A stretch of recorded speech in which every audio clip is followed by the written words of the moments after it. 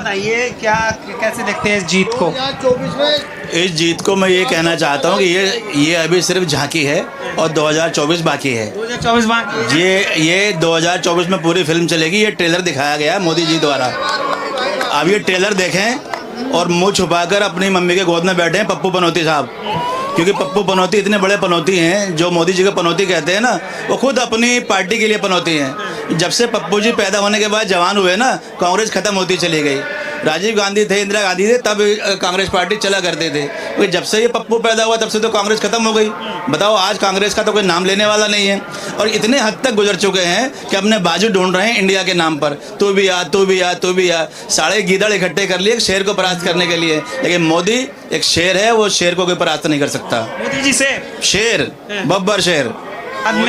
मोदी जी जब गारंटी की बात करते हैं तो वो गारंटी वैलिड होती है, क्योंकि मोदी की गारंटी वैलिड गारंटी है। ये 3 राज्यों में सत्ता में आने पर ये साबित हो चुका है कि मोदी जी जो कहते हैं वही ज़मीन पर करते हैं। क्योंकि आज तक हिंदू मुसलमान को जो कांग्रेस बांटती रही, अब हिंदू मुसलमान का चश्मा मुसलमान के चेहरे से तो उतर चुका है। मुसलमान मोदी जी पर विश्वास कर रहा है और आगे बढ़ रहा है।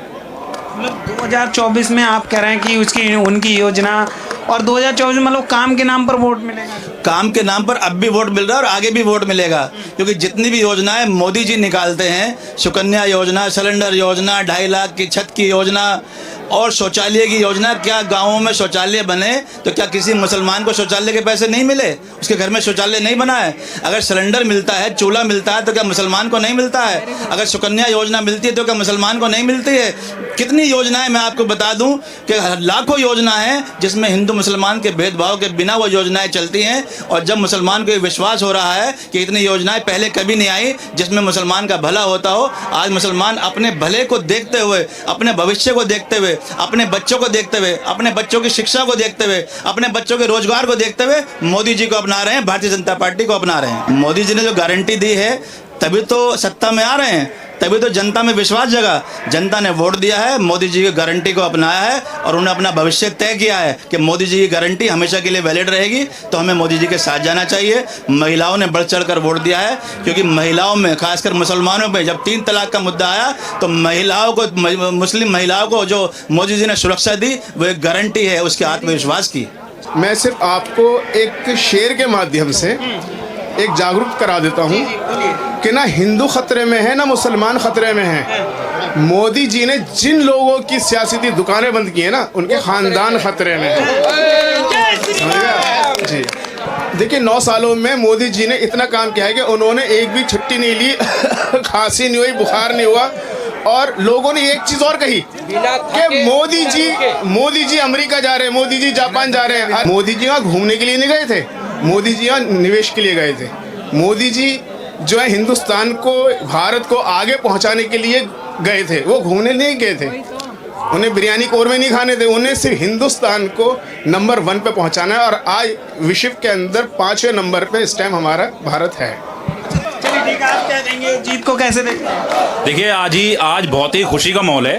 प्रधानमंत्री आदरणीय श्री नरेंद्र मोदी जी के नेतृत्व में 3 राज्यों में भारी बहुमत से प्रचंड जीत दर्ज की है और इसका श्रेय प्रधानमंत्री जी के नेतृत्व को, समस्त वरिष्ठ नेताओं को और भारतीय जनता पार्टी के कार्यकर्ताओं के अलावा जो देश की मतदाता है, जो मतदाता है, जनता है देश की, उनको पूर्ण रूप से जाता है। और आज हमें इस बात की खुशी है कि प्रधानमंत्री जी के अथक प्रयासों से 3 राज्यों में भारी बहुमत से हम जीते हैं। और 2024 के जो चुनाव हैं, ये तो आज ट्रेलर था, फिल्म तो अभी बाकी है। 2024 में पूरी बहुमत से भारतीय जनता पार्टी जीतेगी, इस बात को हम कहना चाहते हैं। ये सेमीफाइनल था और फाइनल में भी भारतीय जनता पार्टी पूरी बहुमत से जीतेगी, हम विश्वास दिला रहे हैं। इस बार 400 पार। उन्होंने एक चीज और कही थी, हाँ, कि मोदी जी पनौती हैं। अगर मोदी जी पनौती हैं, अगर मोदी जी पनौती हैं तो मैं भी पनौती हूँ, नंबर 1। नंबर 2, आप पनौती का लफ्ज़ यूज़ कर रहे हैं। आपने एक कहावत सुनी है, जो कोई गड्ढा खोदता है वो उसी में आके गिरता है। अगर मोदी जी पनौती हैं तो आप एक बात बताइए, इटली से जो मैडम आई थी, जब वो आई तो सासू अम्मा चली गई, उसके बाद देवर जी चले गए, उसके बाद पतिदेव चले गए, तो पनौती कौन हुआ? मम्मी कौन हुआ पनौती? ये खुद ही पप्पू पनौती है भाई, ये खुद पनौती है। अगर ये समझदार व्यक्ति होते तो आज प्रधानमंत्री यही राहुल गांधी होते। तो बहुत है, पढ़े लिखे हैं, विदेश से पढ़ के आए हैं। जनाब आज आप इनका एक्सरा करा लीजिए। जब आप एक्सरा कराएंगे ना इनका, तो इनका जो दिमाग है ना वो घुटनों के अंदर आपको नजर आ जाएगा। और 2024 से पहले 3 राज्यों में जो धमाकेदार जीत दर्ज हुई है, क्या कहीं कैसे देखती हैं? पहले तो बहुत ज़्यादा बधाई हो बीजेपी को और पूरे देश को, बिकॉज ये देश का ही अच्छा चीज़ है इसके लिए, बिकॉज जितने बार वो वापस आएंगे उतने बार कंट्री और डेवलप होगा। बिकॉज हमारे जैसे यूथ क्या चाहते हैं, एक तो हम गर्ल्स बोल के गर्ल्स की सेफ्टी चाहते हैं, और दूसरा यही कि कंट्री डेवलप हो। जितना कंट्री डेवलप होगा, बाहर दूसरे देशों में हमारे देश का नाम होगा, उससे ही और हमें एम्प्लॉयमेंट मिलेगी और हमारा ग्रोथ होगा। तो जितना कंट्री ग्रो करेगा उतना ही हम भी उतना ही ग्रो करेंगे, बस यही चाहिए। अच्छा, जो 2014 से और अब तक जो मोदी जी का मैजिक चला आ रहा है, जीत का जो विजय रथ चला आ रहा है, क्या 24 में भी कायम रहने वाला है? एकदम कायम रहेगा, कोई डाउट ही नहीं है इस चीज़ में। 100% सेम, उससे भी ज़्यादा नंबर से हम वापस आएंगे। ज़्यादा नंबर से? बिल्कुल। पहले से जो 19 में जो सीटें आई, मतलब 24 में ज़्यादा। हाँ, एकदम आएंगे। इस जीत का फायदा मिलने वाला है 24? ऑब्वियसली मिलेगा, बिकॉज इससे पहले जो थे ये सारे स्टेट्स में, जैसे राजस्थान में इससे पहले बीजेपी बहुत पहले थे, मतलब अभी उसके बाद नहीं थी, ये बहुत दिन के बाद वापस से राजस्थान में स्टार्ट हो। ऐसे करके अलग अलग स्टेट्स में और इंक्रीज होगा, और उसी तरह से 2024 में हम वापस आएंगे। और जो मोदी की जो गारंटी है, उस गारंटी से लोगों को विश्वास में लेकर आए हैं कि लोगों को विश्वास मिला है कि ये जो है मोदी जो कर सकते हैं, उनमें कुछ करने की, देश के विकास के लिए कुछ करने की ताकत है उसके अंदर में, जो पहले कभी नहीं थी। आज लास्ट 10 सालों में जो मोदी जी ने जो देश को इंटरनेशनल प्लेटफॉर्म में जो विकास दिया, इंटरनेशनल प्लेटफॉर्म में भारत का नाम जो रोशन किया है, ये पहले कभी नहीं था जी।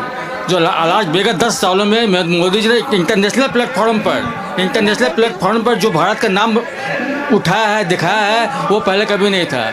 और इंटरनेशनल प्लेटफॉर्म पर भारत का नाम बहुत ऊंचा हुआ, बहुत आगे बढ़ा है।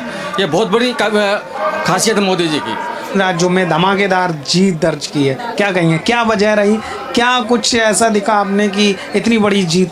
मोदी जी की उपलब्धियाँ, जो उन्होंने योजनाएं बनाई थी वो सभी के काम आई हैं। उन्होंने अपनी योजनाओं को लागू भी किया, ऐसा नहीं कि लागू नहीं किया तो पब्लिक ने उनको सपोर्ट नहीं किया। पब्लिक का प्यार, जो आरक्षण था बहनों के प्रति, वो बहनों का प्यार आज वो दिखाई दिया, आज वो खुशी उनको दिखाई दी। हम भी बहुत खुश हैं कि तीनों राज्यों में हमारी सरकार बनी है। बस तेलंगाना का रह गया वो आने वाले टाइमों में उसमें भी भाजपा पूरी तरीके से मेहनत करेगी।